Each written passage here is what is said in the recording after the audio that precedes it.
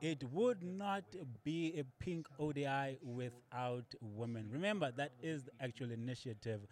Alert, being alert about a breast a cancer. Now, of course, now we are joined by Proteus. Guys, hey, happiness, Jens Ava. I'm joined by two Proteus and Clegg. Now, for those of you, just a quick reminder. They won, is it India, ne? 4-1. We have four. They won the series 4-1. Now, of course, unfortunately last year, but I saw it as a positive that way they succumbed to Australia. Though get via Duckworth Lewis.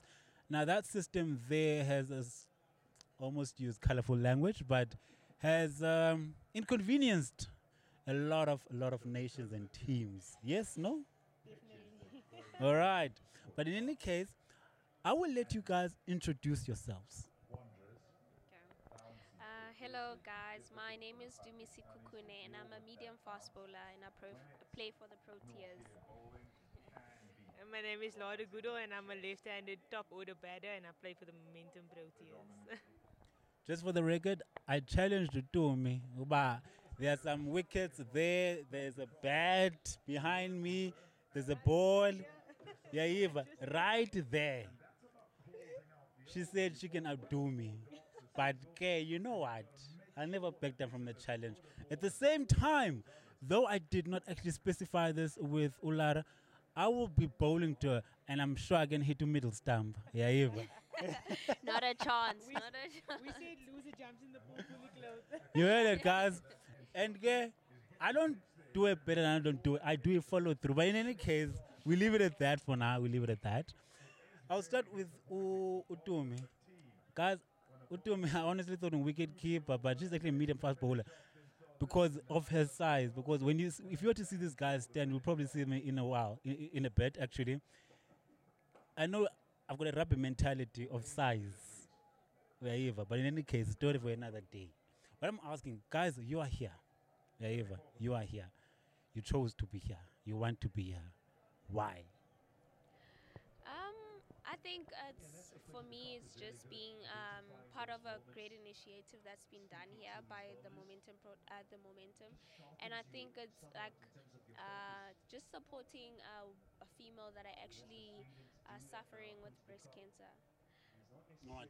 Now, well, with you, Laura, guys, please bear with me. I'll always mix this Xhosa. Yeah. I'll have just please bear with me. Do you know of anyone close to you, family, friend, partner, whatever the case may be, whomever, who has suffered from breast cancer or anything, any cancer-related issue? Yes, definitely. I mean, my mother's aunt suffered with breast cancer. She had I don't know what they call it, a double something. She got a breast removed and stuff like that. So it is quite close to home. So it hit my family quite hard over the years. And yeah, she's okay now, but I mean, she still has the daily struggles and stuff like that. And she's had a few relapses and all those things. So it is something that affects my family directly, which is why today's initiative is something that I couldn't turn down. But now, in that being said, Laura, for you psychologically, I mean, you are also a well-renowned batsman, batswoman rather. Yes, Yeah. that's the correct term. Yeah. Psychologically, how would have that affected you, and how did you actually overcome that daily struggle of seeing your mom struggling in such a case where you feel helpless?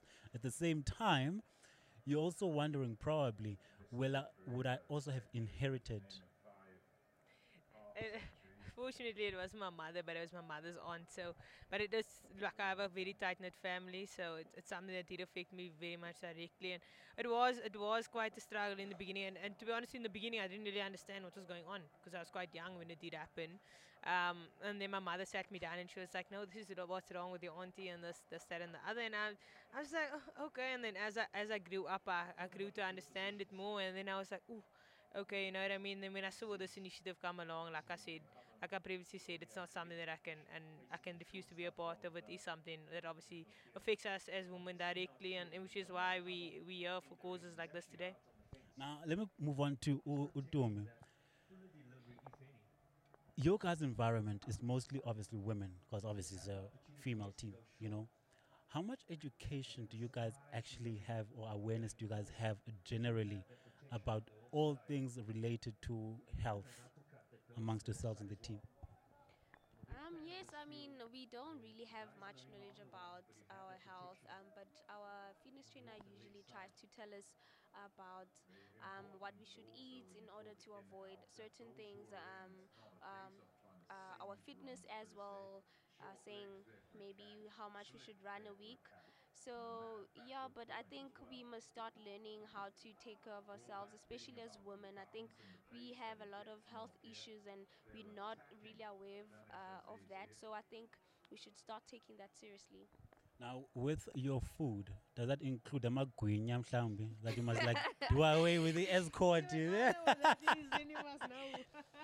I mean, I think for a person like me, I think my fitness trainer told me that I should start eating so that I can gain weight. But with other teammates, they need to maintain their weight. So it's kind of really difficult to say what to eat or It is dovela, man. You know what is dovela is? no. Ah, it's dovela, guys. A mixture of rice, cabbage, potatoes, carrots, gravy. Yeah, Yes. So for me, I think I try to eat as much as I can. I don't know about the other ladies, but we also have like individual programs and individual diets. So yeah, I don't really know much about other ladies. now, which brings me back to an earlier discussion with Ulara about which way I was going to ask about your training programs because, as I mentioned earlier about the size, you get me because you mentioned you want to maintain weight because guys, Ulara does not does not eat bread or anything of the nature. I'm not ridiculing this. I promise it's probably also a dietary requirement. But in that being said, how do you guys actually get to meet one another halfway where you have things you do not eat and yet she still has to actually maintain well gain weight. I think that's where we have to be grateful for the caterers that cater for us on tours and stuff like that. That there's such a huge variety for everyone because I mean not everyone's the same. So like I said, I have to maintain weight, Tumi has to gain weight, kind of thing. And it is quite personal. So a lot of the girls don't like to speak about it because I mean, if you someone that has to lose weight or whatever, you know, at being women, like you feel self-conscious about it, and you look yourself in the mirror and you're like, oh no, I have to lose weight here, kind of thing. So it is, there's quite a spread. They put on quite a spread in our changing room, let's just say that. So there's options for everyone. There's bread for to me. And then there's protein and vegetables and stuff for me to eat. And I mean, that's where the girls know exactly, like we said, we have a strength and conditioning coach who's very particular about what he does. And he's very like, everything's quite personalized. And he's like, Laurie, you need to do this. To me, you need to do that. And it's up to you to follow it at the end of the day. He's not someone that's going to stand there with a stick and you know what I mean, be like, no, but you have to. But he's quite strict, and I mean, he puts in such a lot of hard work, so you don't really want to disappoint him at the end of the day. So I know that I need to maybe cut down on carbs, eat a lot more vegetables and protein and stuff like that. Whereas for to me, it's completely flipped. Just Yeah, eating yeah. So jeka. to me, must just chicken. KFC to me is the one. You know what I mean? You know what I mean? So if you have like a KFC Kids Yeah. Day again, to me is the one. You can eat all the KFC for everyone. But you know, for me, I'm gonna be like, oh no, Nice thanks. life problems actually. Yeah, Indirectly I told nice this life earlier. I problems. was telling earlier, I was like, that's a nice problem. I wish I could eat as much as I can, eat as much as I want. But now you guys you guys travel quite a lot, right? For weeks and months on end. Do you ever pack umngqusho mhlambi? I just have to ask because I mean like you know what umngqusho is. Umvubo for goodness sake. Yabo? And if not, do you always sneak it in because surely when you guys tour the hotels and hosts normally ask your dietary requirements and so on and so on. But I'm just curious. Nyan, nyan, nyan. Actually, we were Shay. Some countries don't usually want us to bring food in their country. I mean, like New Zealand and Australia, they don't want us to travel with food. Countries like India, I think they also allow us to bring food, but like it's not really idealistic because we're traveling for 2 days. Okay. So yeah, it's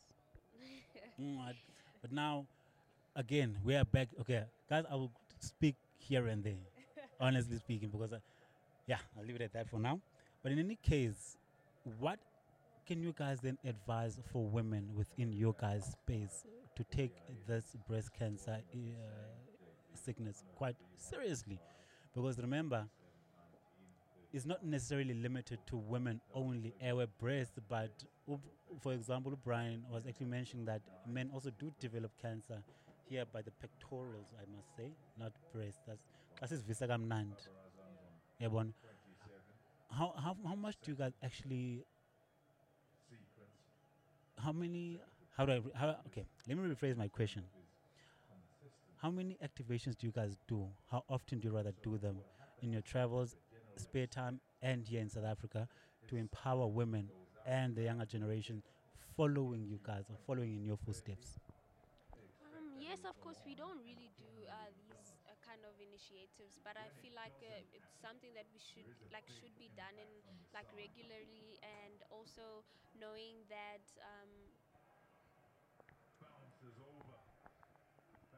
All right, it's okay. Utumi has lost her words. It's okay. A train of thought. It's okay. We'll come back to it now. Now, for someone who's been in the front line or experienced or witnessed, a sibling, how often do you actually go out there, just generally to empower those women that, some of them are unprivileged, some of them. At the same time, they'll look at Tulara and like, Asuka, you can talk all you want because remember, you've got access to money and. I feel like let's just be honest. I might be where I am today, but I started somewhere at the end of the day. So I basically came. I wouldn't say I came from nothing. I had hardworking parents and I had food on the table, kind of things. But there were struggles and stuff like that. So I've seen.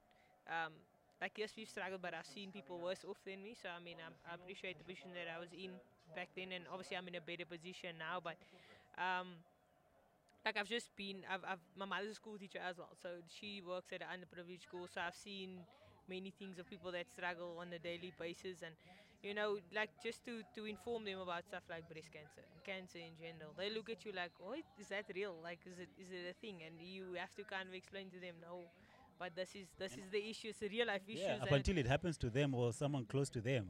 yeah, definitely. And I mean, like for us, we have privilege of having access to private healthcare, and some people are not that privileged. And I feel like that's where, I mean, with private healthcare, you can kind of tackle anything. And Yes. but with public healthcare, that's another struggle that luckily I've never had to experience. And I don't know. I'm speaking for myself. I don't know about Yes. Tumi, but so. Just to kind of educate kids out there that it is a real issue, and if it does happen to you, you need to get yourself checked at least once a year. That's what I know. So I try and go once a year and get checked out completely. Um, but luckily, I have the privilege to do that, and not everyone has that. So that's why initiatives like today is important to raise money to get those people to get checked out. And if they need treatment, then so be it. No, definitely. Then, guys, in closing it off, bowler and batswomen, sorry. Advise one of the bowlers, Andy Lepetlukwai, going forward after this pink ODI. And dealing my son, you just need to bowl straighter. Yeah. Because what I've seen in the first and second idea has been bowling a short and wide, and that's any batter's dream. So I just feel like Andile just a touch, because he's not the quickest in the world. Let's be honest. He's not the KG Rabadas and the Lungi and Giris and the Andrich Nokia's who's actually the quickest. So I would just say just a little bit tighter, and then we'll have no issues. All right. And then from a batsman perspective, how would you advise him? I think Vavuma's been doing quite well recently, and I think he's on form. So I think he must try, like especially with South African cricket, we've been struggling with rotating the strike quite more often. So I think he could actually do that, and yeah, they could maybe get like a runner ball, and we could get to 350s very easily. Eh, optimism, yeah. I short, we're definitely not short of that. Ladies, thank you very much for your time. It was an absolute pleasure. And guys, I've been chatting to them just briefly, and I'm serious about this competitive. One can say it's sort of chauvinistic, but you have to test yourself with the best. Yeah, Eva, you just have to. And Genabo, they have to prove it. Why? They are the best. Yes, no. Yes, definitely.